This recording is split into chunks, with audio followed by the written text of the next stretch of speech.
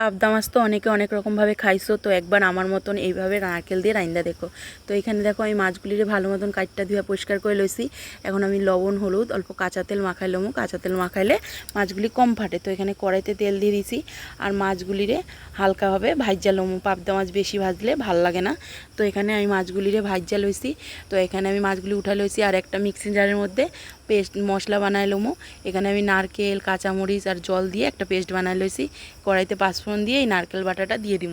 নারকেল বাটাটা দিয়ে একটু নাড়াচাড়া করে জিরার গুঁড়া, ধনিয়ার গুঁড়া, হলুদ, লবণ দিয়ে দিছি আর একটু বাটি ধোয়া জল দিয়ে এখন আমি এটারে ভালো মতন নাড়ামো যতক্ষণ না নারকেলটা নারকেলের জলটা শুকায় যায় আর আমার নারকেলটা ভালো মতন কষা যায়।